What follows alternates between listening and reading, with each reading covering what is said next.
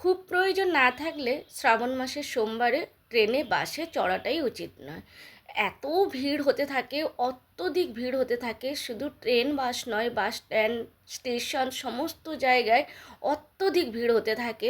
সবাই যায় জল ঢালতে। যেহেতু শ্রাবণ মাসের সোমবার বলে কথা, কোথাও সিট পাওয়া তো দূরে থাক, দাঁড়ানোর মতো জায়গা থাকে না।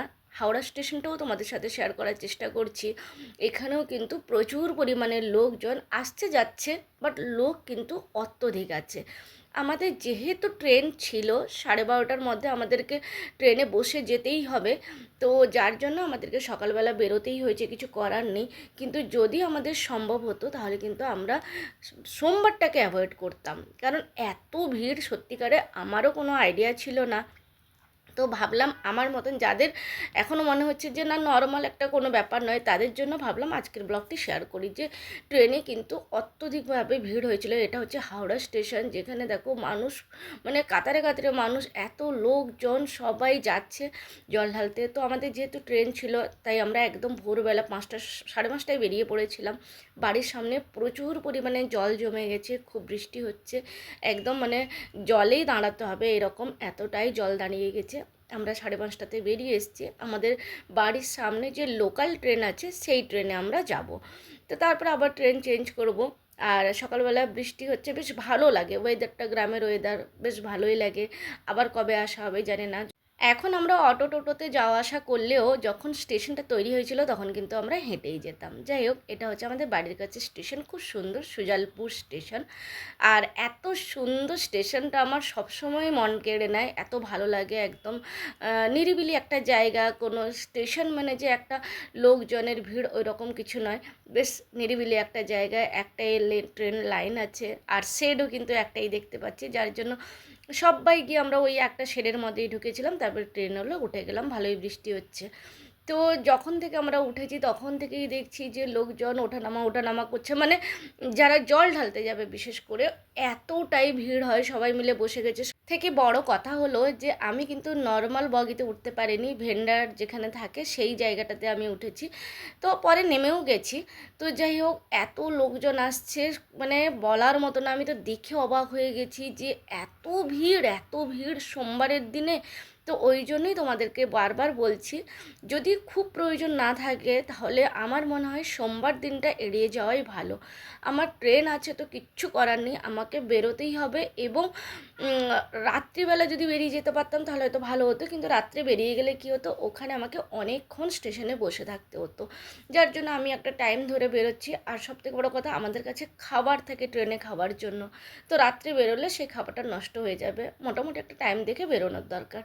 তো যাই হোক, তারপরেও আবার চলতে শুরু করেছি। আমরা পাঁশকুড়াতে নেমে গেলাম তারপরে, আর পাঁশকুড়াতে ওভারব্রিজে ওঠাই যাচ্ছে না, এতটাই ভিড়। আমরা কিন্তু এই ওভারব্রিজ দিয়েই উঠেছি, মানে এই ভিড়টা ঠেলে ঠেলেই আমরা উঠেছি। তারপরে এদিকে এসে আর একটা ট্রেনে আমরা বসেছি। কিন্তু এতটা ভিড় যে ওভারব্রিজে কোনো রকম ভিডিও শেয়ার করার মতো জায়গাই নেই, কারণ দাঁড়ানোর মতো জায়গা নেই, সবাই ঠেলে দিচ্ছে, ধাক্কা দিচ্ছে, একটা ফ্লোতে বেরিয়ে যাওয়া এইরকমই ছিল, এতটাই ভিড় ছিল। আমার মনে হয় যারা ডেলি প্যাসেঞ্জারি করে তারা তো অবশ্যই এই জিনিসটা জানে। আমার কাছে নতুন লাগলো তাই আমি শেয়ার করছি, অনেকেই অবশ্যই এটা জানবে বলে আমার তো মনে হয়। আমাদের এখানেও প্রচুর ভিড় হয়, বাট আমি এখানে সোমবারের দিনে যেহেতু যাইনি ট্রেনে বাসে, তো যার জন্য আমার এখানেও কোনো আইডিয়া নেই। তবে রাস্তায় দেখতে পাই প্রচুর মানুষ। এখানে তো পুরো সপ্তাহ দেখি প্রচুর মানুষ জল ঢালতে যায়, অনেকটা দূর হাঁটতে হাঁটতে যায়।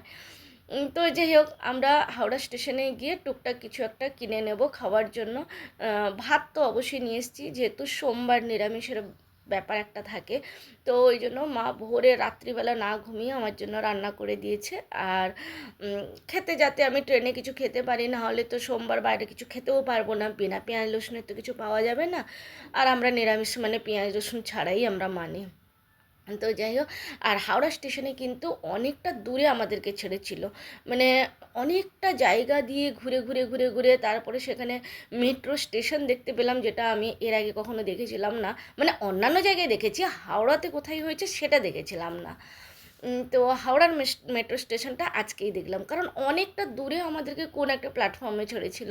তো সেখান থেকে সে পিছন দিয়ে ঘুরে আস্তে আস্তে দেখি হাওড়া মেট্রো স্টেশন হয়েছে। তারপরে সেখানে পুরো ফাঁকা জায়গা, মানে অনেকটা জায়গা, আমরা বৃষ্টিতে ভিজেও গেছি, ছাতা ছিল আমাদের কাছে, কিন্তু তাহলেও কি থাকে যে তাড়াতাড়ি করে বেরিয়ে যাই, স্টেশনে পৌঁছে যাব, আমাদের ট্রেনে বসে গেলে ব্যাস তারপরে শান্তি। আর এই যে হাওড়া স্টেশন, সবাই যাওয়া আসা করছে, আমি তো মানে দেখে শুধু অবাকই হচ্ছি, আর তোমাদের সাথে শেয়ার করছি। সব খালি পায়ে, যারা জল ঢালতে যাচ্ছে তারা তো দৌড়ে দৌড়ে চলে যাচ্ছে, কিন্তু যারা জল ঢেলে আসছে অবশ্যই তাদের একটা মানে পায়ের ব্যথা তো থাকেই। আমি যখন ছোটো ছিলাম তখন আমি একবারই গেছিলাম, তারকেশ্বরে নয়, সেটা আমরা দীঘা থেকে জল নিয়েছিলাম, আমাদের মন্দিরে ঢেলেছিলাম, সারা সারা রাত আর সারা দিন হেঁটে তারপরে জল ঢেলেছিলাম। তো তখন তো হয়ে গেছে, কিন্তু এখন মনে হয় যে এতটা দূর হাঁটতে পারবো, মহাদেবের আশীর্বাদ থাকলে হয়তো আমিও যেতে পারবো। ইচ্ছে তো আমার এখনও আছে যাওয়ার, কিন্তু বিশেষ করে সাহসে কুলিয়ে উঠতে পারি না। যে জানি না, আমার যেহেতু শরীরের নানা রকম প্রবলেম থাকে, সেই জন্য অনেক সময় পিছিয়ে যাই, আবার অনেক সময় ভাবতে থাকি যে অনেকেই চলে যায়, কিন্তু মানে শরীরের নানা রকম প্রবলেম, হাঁটতে পারছে না, এটা ওটা সমস্যা, তারপরেও কিন্তু জল ঢালতে যাচ্ছে, যখন চোখে দেখি তখন মনে হয় আমিও পারবো। তো অবশ্যই ইচ্ছে যখন আছে দেখবো, কখনো চেষ্টা করবো। আমরা হাওড়া স্টেশনে বসে আছি, ভাই এসেছিলো ছাড়তে, ট্রেনে তুলে দিতে, আর ভাই এসেছিলো বলে সত্যিকারে অনেক ভালো হয়েছে। নাহলে আমরা ওই লাগেজ যদিও আমাদের কাছে ছিল না, তাহলেও যে দু একটা ব্যাগ ছিল, সেই ব্যাগ নিয়ে ভিড়ের ভেতর দিয়ে যাওয়াটা মুশকিল হয়ে যেত। আর আমি শুধু বারবার তোমাদের সাথে শেয়ার করার চেষ্টা করছি যে সোমবারে কেমন স্টেশনটা লাগে বা কেমন চারিদিকে লাগে।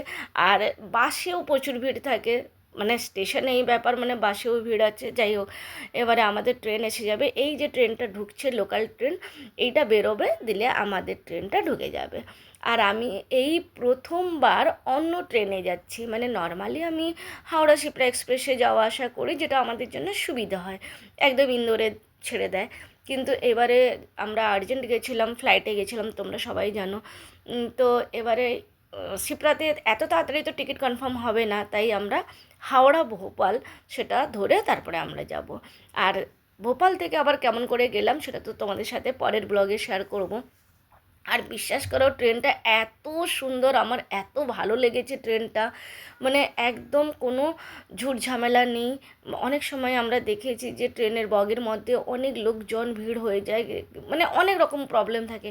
এখানে কিন্তু খুব সুন্দর, যে যেমন সিট ক্যাপাসিটির লোক বসে আছে, আর তারপরে বেশ পরিষ্কার পরিচ্ছন্ন, চার্জিংয়ের খুব ভালো ব্যবস্থা, লাইটিংয়ের, মানে সমস্ত দিক দিয়ে না আমার ভীষণ পছন্দ হয়েছে ট্রেনটা।